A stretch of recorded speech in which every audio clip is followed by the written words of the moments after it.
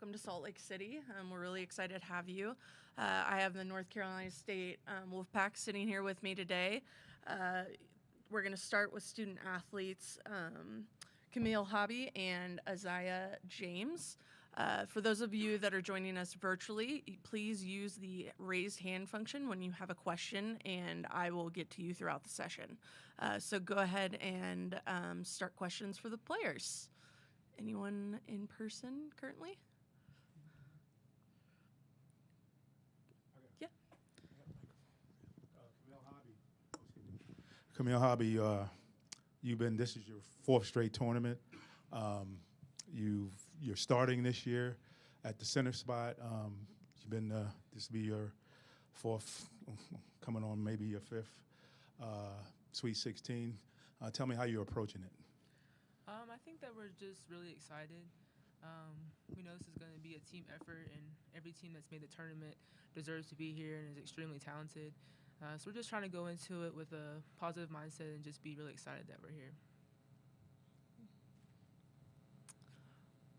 Anyone on the Zoom, if you would like to ask a question, please raise your hand. Next question will come from John Kuhn. When you look at kind of the path getting here to the NCAA tournament, getting here to Salt Lake, what's really been kind of the defining characteristic of this team that's allowed you guys to have the success you've had this season?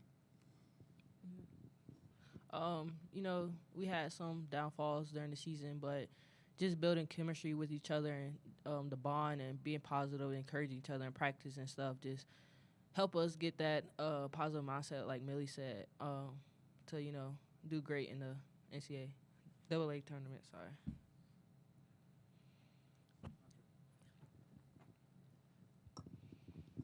Isaiah James, this is your second tournament, but you're starting at the point guard position. How are you going to be approaching this? I mean, this is your second tournament. You went to the Final Eight last year, and we're here. And tell me what your mindset is going into this tournament. Basically just, being here for my teammates, for myself as well. Just playing how Coach Moore wants to play, but, just having fun with it. Just attacking it every day, every step, just one step at a time. Any other questions virtually or in person for the players? Yep.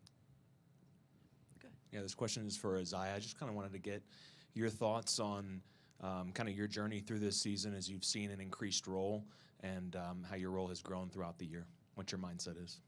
At the beginning of the season, I really won't playing that much, but just playing, just keep practicing and working hard and stuff like that, just to get to the role that I am right now, just to help my teammates, and yeah. Do you have a name?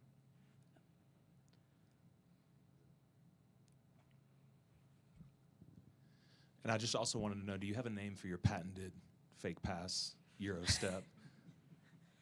Well, Coach Moore call it the Wizard of Zaza, so I'm gonna stay. I was that thinking, name. could we just call it the Zaza? Yeah, call it Very the good. Zaza. All right, next question will come from Ethan McDowell on Zoom. Go ahead. Hey, y'all. I just wanted to ask, I know the ACC tournament didn't end how y'all wanted it to, but I was just wondering how these that extended period of time, those 2 weeks, kind of helped y'all regroup and refocus for the tournament. I think it just gave us some time to just think about the things that we want to do better. Obviously, the ACC tournament is in the past, and we just got to keep moving on from that. We learned a lot about ourselves and the team, and even from the coaches. So we just kind of go forward from, how we feel as players and just keep going. I mean, it's the only option really we have at this point. So, Yeah. Any other questions for the student athletes? All right, thank you guys. Thank you. Thank you.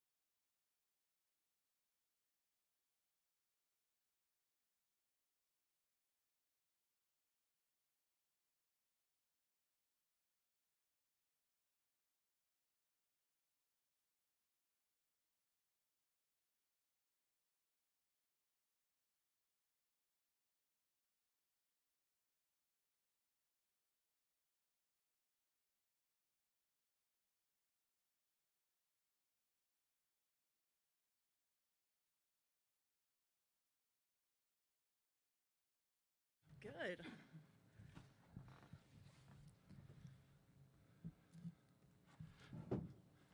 All right. I would like to welcome North Carolina State head coach Wes Moore.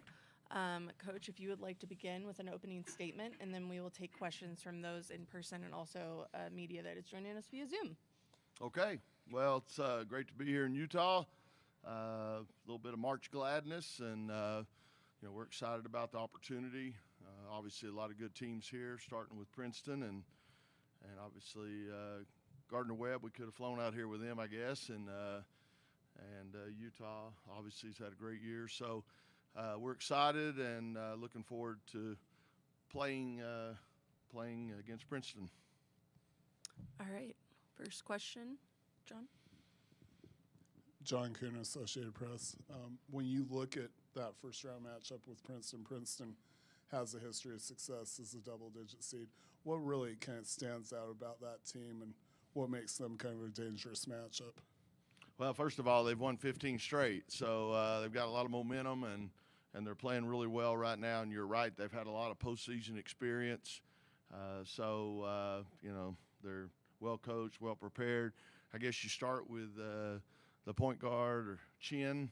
Obviously had a great year, averaging 16 points a game and scores at all three levels. So you got to be concerned with that. But I think they're balanced too. Just all their starters just about are 9 or 10 points a game behind her, and so they're all a threat. So you can't just focus on her too much and let other people get going. And then Mitchell, unbelievable on the offensive boards. I think 116 offensive rebounds this year is, scary. So we'll have to try to limit their second shots. But, it's, again, we've been a little inconsistent this year, up and down. And so when that happens, you're going to play a really good team in the first round. And so Princeton definitely fits that description. Next question will come from Jen Hatfield on Zoom. Go ahead, Hi, Jen. Coach. Jen Hatfield with the Next. Flipping to the other side of the ball for Princeton, just curious, what's most challenging preparing to play against the Princeton defense? Yes.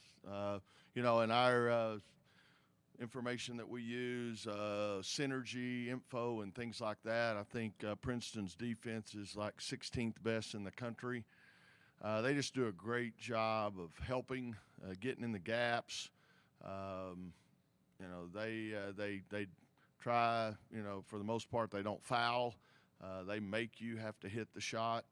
And again, great job on the defensive boards as well, limiting you to one shot. But probably the biggest thing is just the help. I mean, they're really aggressive, helping from the weak side. So sometimes it's hard to see that person over there. So we're going to have to be very aware of that weak side help and pick on the ball. They'll switch quite a bit, sometimes 1 through 4, sometimes 1 through 5. We'll show big some with the 5. So, again, they keep you off balance, keep mixing up what they do and giving you different looks. So, very impressive defensive team. Next question, John.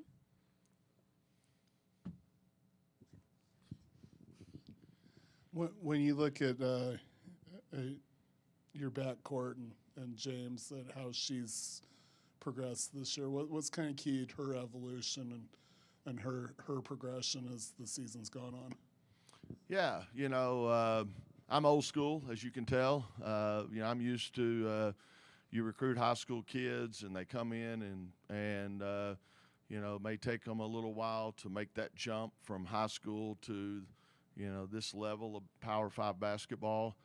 But, I like seeing them develop and grow and then continue to expand their roles. And, Isaiah's done that partly, because of her, just pure talent, athleticism, and ability to score the ball. And she's done a lot of good things. And obviously we're right now a little shorthanded. And so really everyone on our roster is going to play a part and going to be important to our success ahead. So, but yeah, Zaya's, her assist to turnover ratio's good. Like I said, she scored at all three levels as well, being able to go off the bounce, the pull up, and then also knock down the three. Yeah, it's exciting to see her progression even just this season from early in the year to where we are now. Next question will come from Ethan McDowell on Zoom. Hey, Coach. Two quick questions. I just wanted to ask if there's any update on Diamond's availability for tomorrow. Yeah, not looking good. I think she's still experiencing pain, and we'll see, but not progressing as quickly as we would like. So, we may not have her available. So, obviously, our leading scorer, second team All ACC, definitely someone that makes a difference, but again, still experiencing some pain, I believe. Next question up here in front.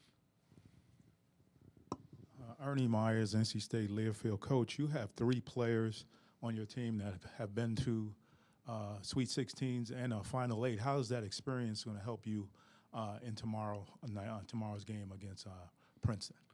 Yeah, you hope that does. Obviously, having been here before, our seniors have been to the Sweet 16, or as you mentioned, the Elite 8, the last 3 years. So they've had quite a bit of experience there, and then really most of the players that were here a year ago were with that Elite 8 team. Now again, they're in different roles and have a lot more say in playing time and our performance out there. But I think it's a combination, that experience, and then also our schedule. I mean, I think last time I checked, we had the number 2 strength of schedule in the country. So we've gone out and played some great teams, and you hope that helps you as well. But this is a new season, so in some ways you toss all that out, and it's who comes with the passion and the energy and competes because it's win or go home. So it's a different level. But yes, hopefully that experience helps our whole team maybe feel a little more comfortable. Next question will come back to Ethan McDowell.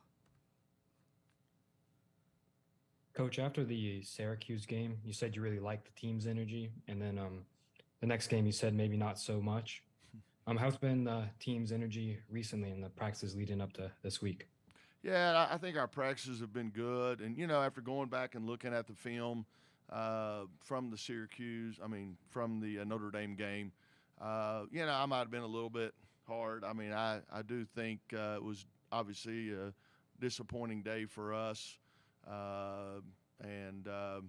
Felt like the Syracuse game we came out and played really well, and then for whatever reason, but part of that is we just didn't shoot the ball as well in the Notre Dame game, and obviously we let one of their players have a big game, and that always disappoints you. You've got to be able to play good enough team defense that one player doesn't dominate the game. So, but yeah, our practices have been good.